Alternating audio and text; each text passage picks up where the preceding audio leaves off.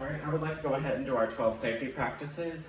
First, you're going to verify the care or order for the patient. The next thing you're going to do is remember to wash your hands before and after any patient care or when handling any supplies. You're going to look at any facility policies and procedures at the facility you're at, and you're going to gather and assemble any appropriate supplies. After this, you're going to remember to consult manufacturer recommendations for the use of their supplies. And once you've done this, you are going to go ahead and you're going to knock on the patient's door, introduce yourself, and you're going to verify the patient using 2 patient identifiers such as name and date of birth. After you've done that, you're going to note the overall condition of the patient. Once you've done this, you're going to remember to raise the bed to a level for good body mechanics. You're then going to don any PPE that is indicated, and you're going to remember that after the skill, you're going to lower the bed into low position, apply the side rails as indicated in the care plan, and place the call light within reach. You're going to remember to report any abnormal findings to the charge nurse immediately. All right, Mr. Hawker, I'm here to do your physical assessment part 2. I'm going to have to touch you. Is that okay? Yes, sir. The first thing that we're going to do is assess his cardiovascular system. All right, we're going to listen to your heart sounds. You're going to want to go to the left mid-clavicular line, and you're going to go down to the 5th intercostal space, which is about right here. I'm going to listen.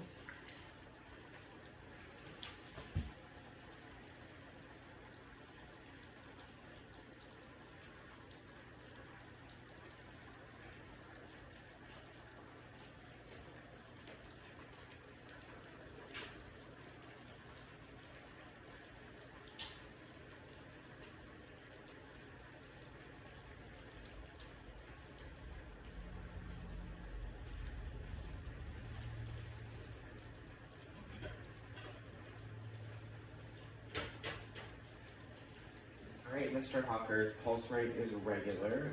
There's no dysrhythmias, and it is at 84 beats per minute. The next thing that I'm going to do is I'm going to assess the temperature of your upper extremities. Those are 1. And your lower extremities, and those are 1. I'm going to assess your carotid pulse on both sides. And this side. Alright, his carotid is equal and symmetrical on both sides and is at 2+. I'm going to feel if your ulnar pulses.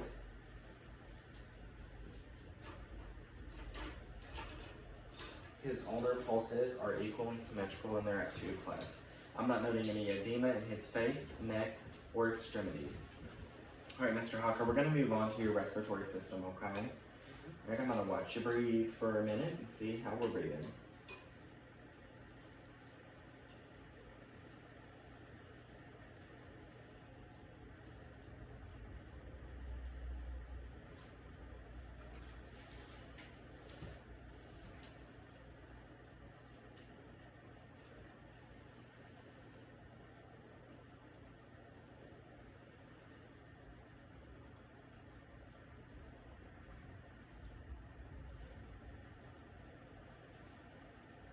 Alright, Mr. Hawker's breathing is equal, it's symmetrical, it's at 18 breaths per minute. I'm not noting any difficulty breathing or heaving.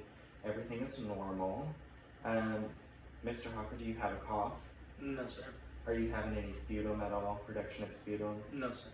Alright, the next thing that I'm going to do is do his respiratory depth. Go ahead and stand up. I'm going to check for your chest excursion. You're going to face to me. At the xiphoid process, take a deep breath in. Okay, his excursion was equal and symmetrical. In the back, that was equal and symmetrical as well. Go ahead and turn around for me. The next thing that I'm going to do is listen to your breath sounds, okay? I'm going to listen on your back first. We're going to listen to 10 spots, okay? Can you turn around for me? 1, 2, 3, 4, 5, 6, 7, 8, 9, 10. Alright, you can turn back to the front. I'm gonna have you lift your arms a little bit and I'm gonna listen to your sides, okay? Alright. 1, 2, 3, 4,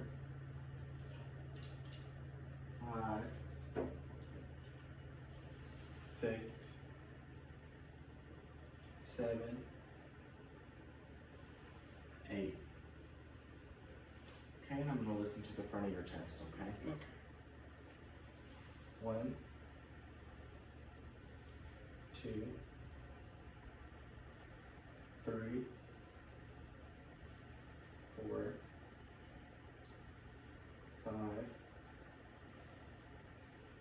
6, 7, 8. Alright, very good. I would like to note that everything was normal. His lung sounds were clear in all fields of the lungs bilaterally. You can go ahead and have a seat for me. The next thing that I would like to assess is your gastrointestinal system, okay? Okay. Alright, I'm going to go ahead and I'm going to have you lie down. I'm going to go ahead and note that Mr. Hawker has a flat stomach. There's no protrusion, no swelling. It's flat and normal, equal. The next thing that I'm going to do is listen to your bowel sounds, okay? Okay.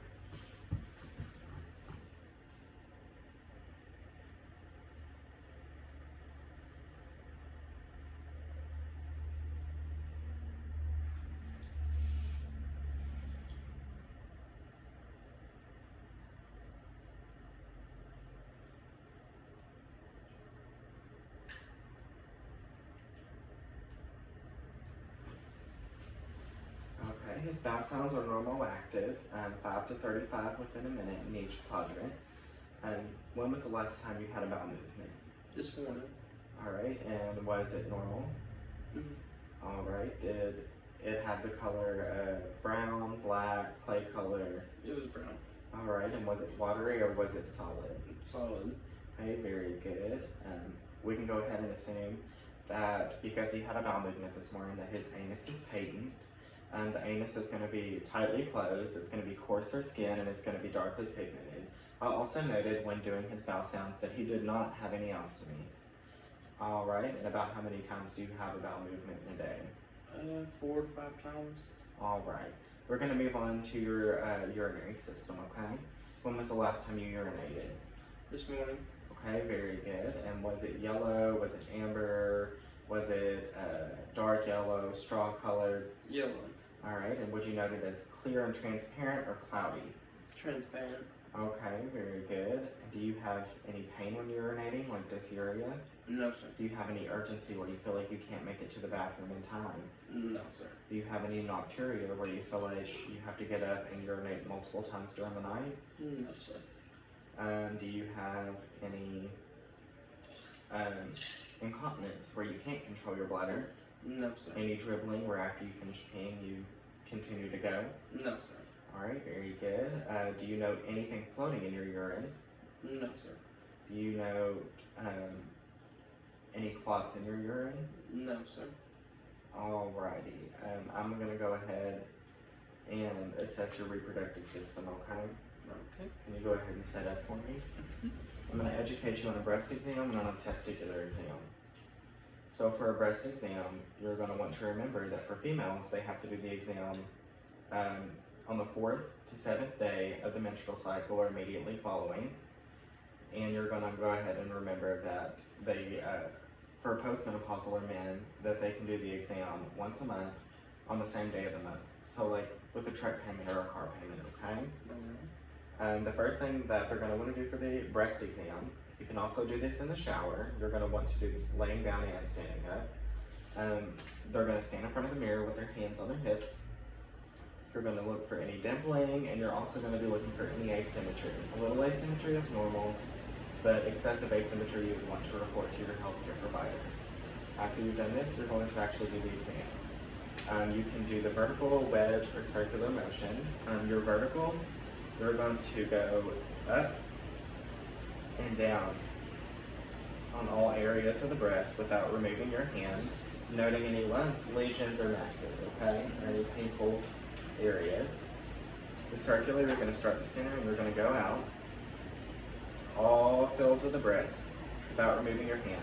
Again, note any lumps, lesions, masses. You're going to note any painful or tender areas. The wedge, you're going to start in the center and go out like rays of sunshine. You're going to note any lumps. You're going to note any lesions, masses, or painful, tender areas, okay? If you have any abnormal findings, you're going to want to report this immediately to your primary care provider, okay? And then your testicular exam, you're going to take your thumb and your two index fingers here, and you're going to palpate all regions of the testes. You're going to be feeling for any lumps, you're going to be feeling for any painful areas, edema, masses, swelling, you're going to be feeling for all that, okay? You're going to palpate the back upper end of the testes where the epididymis is. It's the little cord-like structure on the back. You're going to be feeling for any lumps, you're going to be feeling for any masses, you're going to be feeling for any edema, pain, lesions, you're going to be assessing for all that in your testes, okay? If you note any findings, you're going to report that to your healthcare provider immediately. All right. I'm going to grab my essential skills and see what all I potentially missed.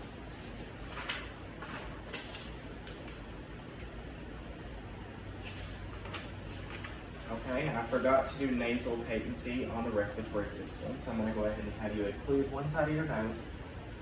Deep breath in. Good. Other side.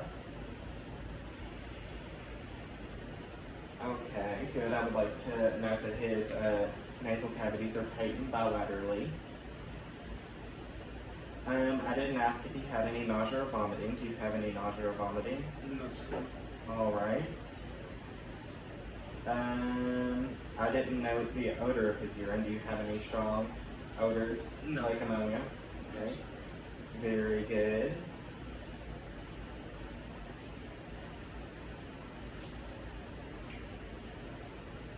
I would also like to note that when you do the breast exam, you're going to assess the nipples for any discharge or dimpling or inversion, anything like that.